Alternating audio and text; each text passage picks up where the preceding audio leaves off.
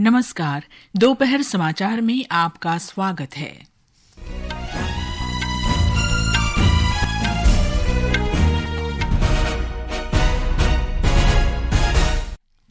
झारखंड विधानसभा चुनाव के पहले चरण में 43 सीटों पर कल मतदान सुचारू रूप से संपन्न कराने के लिए सुरक्षा बलों की 200 से अधिक कंपनियां तैनात की गई।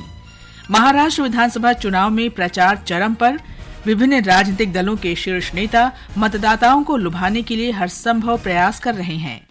रक्षा मंत्री राजनाथ सिंह ने उभरते युद्ध खतरों का मुकाबला करने के लिए अनुकूलित रक्षा रणनीतियों का आह्वान करते हुए कहा कि ये कोई रणनीतिक विकल्प नहीं बल्कि एक आवश्यकता है। इस वित्त वर्ष में 10 नवंबर तक शुद्ध प्रत्यक्ष कर संग्रह 15.41% बढ़कर 12,11,000 करोड़ रुपए हो गया। और महिला एशियाई हॉकी चैंपियंस ट्रॉफी में आज बिहार के राजगीर में भारत का मुकाबला दक्षिण कोरिया से होगा। दोपहर समाचार के साथ मैं कनकलता। झारखंड में 43 विधानसभा सीटों पर पहले चरण का मतदान कल होगा। मतदान सुचारू रूप से संपन्न कराने के लिए सुरक्षा बलों की 200 से अधिक कंपनियां तैनात की गई हैं। ताजा जानकारी के लिए बात करते हैं रांची स्थित हमारे संवाददाता के लाल से। जी के लाल जी, पहले चरण के मतदान के लिए क्या-क्या तैयारियां की गई हैं? कनक, ये पोलिंग पार्टियों को संबंधित इलाकों में भेजा जा रहा है। खास बात यह है कि यहाँ 225 वैसे संवेदनशील मतदान केंद्र हैं जहाँ पे भारतीय वायुसेना के हेलीकॉप्टर के जरिए चुनाव कर्मियों को भेजा गया और वे सभी वहां पहुंच चुके हैं। और यहाँ खास बात है कि पेट्रोलिंग तेज कर दिया गया है। राज्य से जुड़े 5 राज्य जैसे मध्य प्रदेश हुआ, उड़ीसा और वेस्ट बंगाल और बिहार, इससे जुड़े सीमावर्ती इलाकों में The person you are speaking with has put your call. हमारा संपर्क के लाल जी से टूट गया है। दूसरे चरण में 38 सीटों के लिए इस महीने की 20 तारीख को मतदान होगा। वोटों की गिनती 23 नवंबर को होगी। झारखंड के मुख्य चुनाव अधिकारी के रवि कुमार ने बताया है कि विधानसभा चुनाव की घोषणा के बाद से राज्य के विभिन्न हिस्सों से 179 करोड़ रुपए से अधिक की अवैध सामग्री और नकदी जब्त की गई है। उन्होंने बताया कि आदर्श आचार संहिता के उल्लंघन के लिए 54 प्राथमिकी दर्ज की गई है। अभी तक टोटल 53 केसेस हुई एमसीसी का वायलेशन का। उसमें सरायकला में 3, रांची में 5, Simdega 2, Dhanbad 3, Ramgarh 2, east Singh 2, Deoghar 1, Garhwa 28, जमदाड़ा 1, Hazaribagh 2, Palamu 1, Sahibganj 1, Giridih 2, total 53 cases हुई थी। झारखंड में एनडीए और इंडिया ब्लॉक दोनों के नेता दूसरे चरण के प्रचार में जुटे हैं। भाजपा के वरिष्ठ नेता और गृह मंत्री अमित शाह ने धनबाद के झरिया में चुनावी सभा को संबोधित करते हुए लोगों से भ्रष्ट हेमंत सोरेन सरकार को उखाड़ फेंकने का आह्वान किया।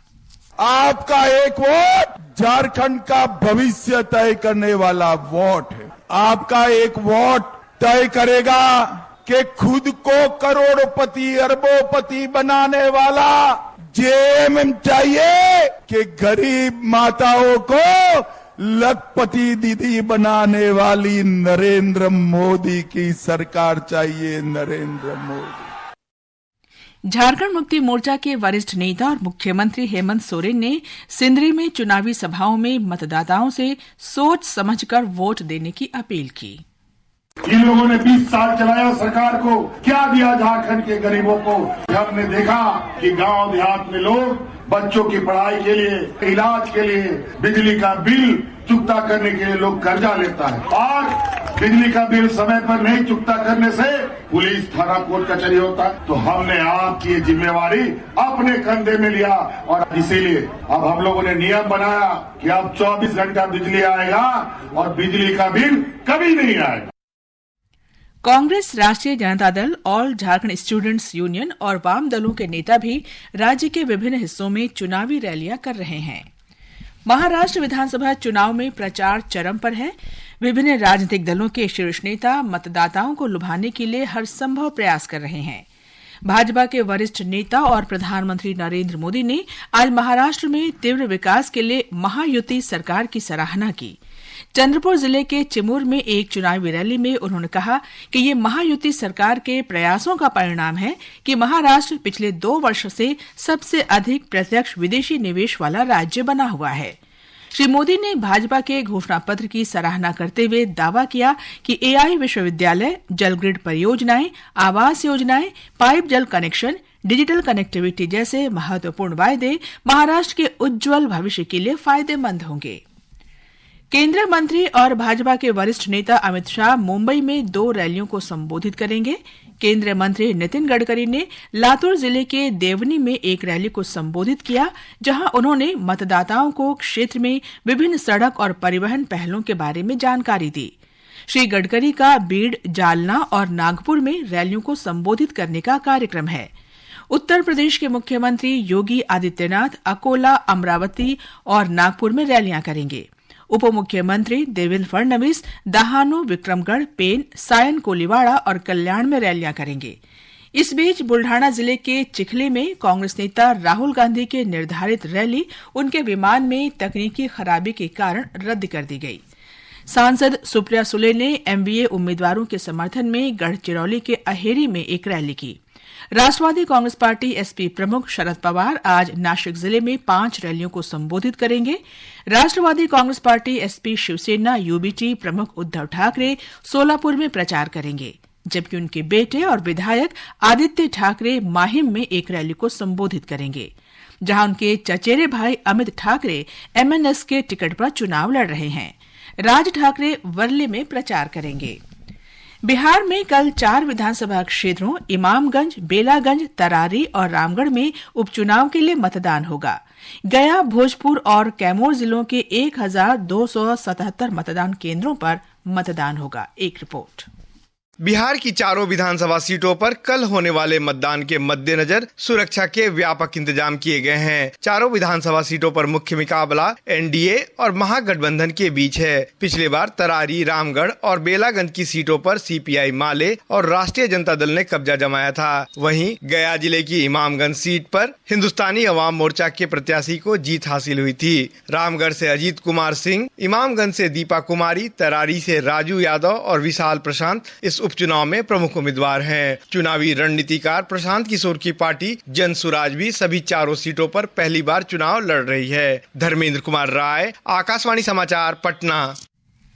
केरल में वायनाड लोकसभा क्षेत्र और चिलक्कारा आरक्षित विधानसभा क्षेत्र में कल होने वाले उपचुनाव के लिए सभी तैयारियां हो चुकी हैं। वायनाड में रोचक मुकाबला होने की संभावना है। यहां कांग्रेस पार्टी की Priyanka Gandhi United democratic front के बैनर तले चुनावी राजनीति की शुरुआत कर रही हैं। लेफ्ट डेमोक्रेटिक फ्रंट के सीपीआई के सत्यन मुकेरी और एनजे के भाजपा उम्मीदवार नव्या हरिदास उन्हें चुनौती दे रही हैं। कुल 16 उम्मीदवार मैदान में हैं। असम में 5 विधानसभा सीटों पर कल होने वाले उपचुनाव के लिए सभी तैयारियां पूरी कर ली गई हैं। राज्य में 9 लाख से अधिक मतदाता 34 उम्मीदवारों के राजनीतिक भाग्य का फैसला करेंगे, जिसके लिए 1078 मतदान केंद्र बनाए गए हैं। शांतिपूर्ण मतदान सुनिश्चित करने के लिए पर्याप्त सुरक्षा बल तैनात किए गए हैं। ये समाचार हमारी वेबसाइट www.newsonair.gov.in और हमारे न्यूज ऑन एआईआर ऐप पर भी उपलब्ध हैं। दोपहर समाचार में आपका फिर स्वागत है। रक्षा मंत्री राजनाथ सिंह ने युद्ध की बदलती स्थितियों और सुरक्षा खतरों से प्रभावी ढंग से निपटने के लिए अनुकूलित रक्षा रणनीतियों पर जोर दिया है। नई दिल्ली में आज दिल्ली रक्षा वार्ता के उद्घाटन समारोह को संबोधित करते हुए उन्होंने कहा कि अनुकूलित रक्षा केवल एक रणनीतिक विकल्प नहीं है, बल्कि एक आवश्यकता है। रक्षा मंत्री ने कहा कि इस बारे में देश का दृष्टिकोण लचीलेपन, नवाचार तथा परिवर्तनशीलता पर आधारित होना चाहिए और राष्ट्र को भविष्य की सभी चुनौतियों के लिए तैयार रहना चाहिए। उन्होंने कहा कि सरकार राष्ट्रीय सुरक्षा के खिलाफ सूचना युद्ध के खतरे का मुकाबला करने के लिए अनुकूलित रक्षा रणनीतियों को नियोजित करने के लिए प्रतिबद्ध है। Contemporary wars are not being fought on the battlefields alone. We, in this age of digitization and information overload, are facing an unprecedented scale of psychological warfare. The government of India is determined to employ adaptive defense strategies to counter the menace of information warfare against national security. Shri Singh ने कहा कि देश आतंकवाद, cyber हमलों और hybrid युद्ध जैसे विविध प्रकार की सुरक्षा चुनौतियों का सामना कर रहा है। रक्षा मंत्री ने कहा कि देश साइबर स्पेस तथा कृत्रिम मेधा में उभरती प्रौद्योगिकियों पर लगातार काम कर रहा है। श्री सिंह ने कहा कि सरकार विदेशी आपूर्तिकर्ताओं पर निर्भरता कम करने के उद्देश्य से स्वदेशी क्षमताओं और दक्षताओं को विकसित करने पर ध्यान केंद्रित कर रही है। Tejas light combat aircraft, INS Vikrant और DRDO मिसाइल कार्यक्रमों जैसी सफल स्वदेशी रक्षा परियोजनाओं पर प्रकाश डालते हुए श्री सिंह ने इन्हें मेक इन इंडिया पहल की महत्वपूर्ण उपलब्धि बताया। केंद्रीय शिक्षा मंत्री धर्मेंद्र प्रधान ने कहा है कि 2047 तक विकसित राष्ट्र बनने के सपने को हासिल करने का एकमात्र माध्यम शिक्षा है। राज्यों और केंद्र शासित प्रदेशों के सचिवों के साथ उच्च और तकनीकी शिक्षा पर नई दिल्ली में एक राष्ट्रीय कार्यशाला को संबोधित करते हुए श्री प्रधान ने शिक्षा क्षेत्र के 5 प्रमुख पहलुओं के सुधार पर बल दिया। श्री प्रधान ने राज्यों और केंद्र शासित प्रदेशों के प्रतिनिधियों से अपने राज्यों में राष्ट्रीय शिक्षा नीति 2020 को लागू करने के लिए आवश्यक कदम उठाने का आग्रह किया और प्रत्येक राज्य की विशेष आवश्यकताओं के आधार पर पाठ्यक्रम बनाने का सुझाव दिया। ये समाचार आकाशवाणी से प्रसारित किए जा रहे हैं। ताजा समाचार जानने के लिए आप हमारे social media handle @AIR news Hindi को फॉलो कर सकते हैं। ये आकाशवाणी है। देश का शुद्ध प्रत्यक्ष कर संग्रह इस वित्त वर्ष में अब तक 15.41% की वृद्धि के साथ 12,10,000 करोड़ रुपए से अधिक हो गया है। केंद्रीय प्रत्यक्ष कर बोर्ड के अनुसार इस वर्ष 1 अप्रैल से 10 नवंबर की अवधि के दौरान रिफंड के समायोजन से पहले सकल प्रत्यक्ष कर संग्रह 21.2% बढ़कर 15 लाख करोड़ रुपए से अधिक हो गया। केंद्रीय प्रत्यक्ष कर बोर्ड ने कहा कि कॉर्पोरेट टैक्स में भी 5,10,000 करोड़ रुपए के संग्रह के साथ मामूली वृद्धि देखी गई, जो पिछले साल 1 अप्रैल से 10 नवंबर की अवधि के दौरान दर्ज किए गए 4,79,000 करोड़ रुपए से अधिक है। विदेश मंत्री डॉक्टर एस जयशंकर आज नई दिल्ली में प्रवासी भारतीय दिवस 2025 वेबसाइट का शुभारंभ करेंगे। प्रवासी भारतीय दिवस अगले साल 8 से 10 जनवरी तक ओडिशा के भुवनेश्वर में आयोजित होगा। आज लोक सेवा प्रसारण दिवस मनाया जा रहा है। ये दिवस वर्ष 1947 में दिल्ली स्थित आकाशवाणी के स्टूडियो में राष्ट्रपिता महात्मा गांधी के आगमन की स्मृति में मनाया जाता है। एक रिपोर्ट।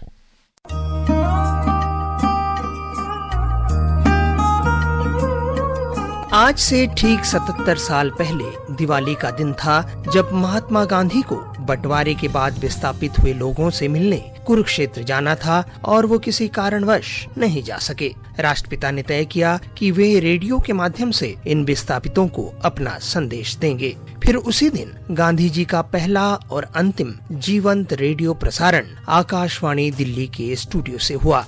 मेरे दुखी भाइयों और बहनों कहते हुए महात्मा गांधी ने अपना संबोधन शुरू किया। मेरे दुखी भाइयों और बहनों, मुझे कोई पता नहीं है कि सिवाय आपके मुझको कोई भी सुनता है या नहीं।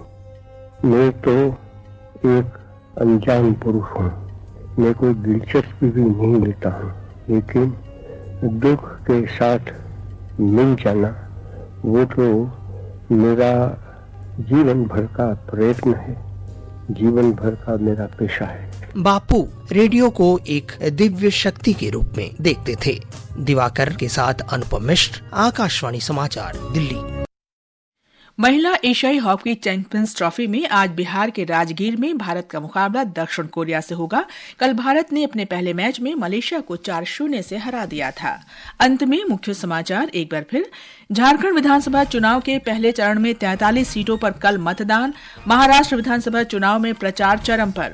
रक्षा मंत्री राजनाथ सिंह ने उभरते युद्ध खतरों का मुकाबला करने के लिए अनुकूलित रक्षा रणनीतियों का आह्वान करते हुए कहा कि ये कोई रणनीतिक विकल्प नहीं बल्कि एक आवश्यकता है। इस वित्त वर्ष में 10 नवंबर तक शुद्ध प्रत्यक्ष कर संग्रह 15.41% बढ़कर 12,11,000 करोड़ रुपए हो गया और महिला एशियाई हॉकी चैंपियंस ट्रॉफी में आज भारत का मुकाबला दक्षिण कोरिया से। इसके साथ ही दोपहर समाचार का ये अंक समाप्त हुआ। नमस्कार।